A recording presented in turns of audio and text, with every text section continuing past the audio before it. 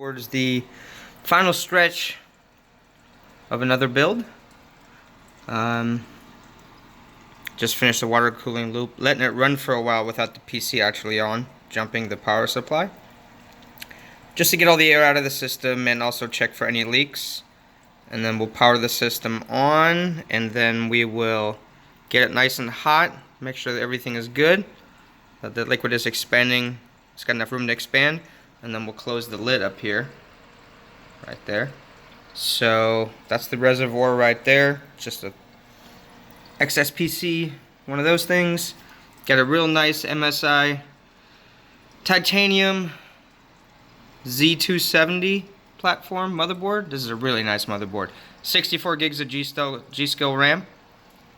The evga GTX 1080 hydrocopper edition. Here, I'll give you guys a better look at that. That's the hydrocopper edition, and this thing will hit 2 gigahertz plus pretty easily.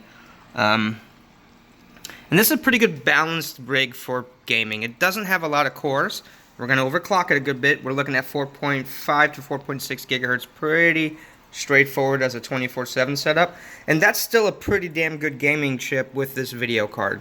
Target resolution is ultra wide at the moment. So 3440 by 1440p, and that's a great card for that. It really is. Single card, no SLI messing around, none of that good stuff. So it should just be a pretty much straightforward GPU on a, I think it's 5.4 megapixel, 5.8 megapixel display, running between 60 and 100 hertz, preferably. And that's pretty much what's going to be happening on this rig. Not really much else, honestly. Not really much else. Just a pure gaming backup machine for a buddy of mine, so when I come over I don't need to bring anything. It's going to have 4 SSDs in there. They're all SATA SSDs, so we're not doing anything M.2. Again, it's a backup rig. A lot of the parts are being reused. We've got a radiator right here. It's a triple stack 120. On the evga DG 86, sorry. Good case. It's sometimes a little bit difficult to work inside, but you get better at it over time. But when it's all done, it's a premium looking case. Once the back's all buttoned up and everything's buttoned up, this thing will look pretty sweet.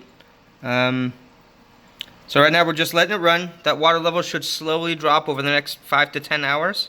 I'm going to tilt the case in a few different directions to try to get as much air out as possible. Let me shake it a little bit. Sometimes you can do that. The thing's not tight yet. See those air bubbles come out? So I'm going to tighten that up later on. Once everything is done, I was just making sure all the tubing goes to the right place and that there's no leaks, and then I'll tighten everything down so you don't have to undo it if there is a problem. And the reason I've got this little plastic bag and this thing here is because if there is going to be a leak on the CPU block, it will go down on the on the video card, and it could cause me to have to clean it and then let it sit for 8 to 10 hours. Make sure there's no water on it before we start it up. And if the towel is dry after 12, 13 hours, then we should be just fine. Then I'll pull all that out of there. Double inspect for leaks. I might run a pressure test where I pressurize the loop with the liquid in to expose any leaks. But I'll tell you what, the pressure coming off of that pump, sustained through the system for 10 to 12 hours, if you don't have any leaks, you're probably not going to have any.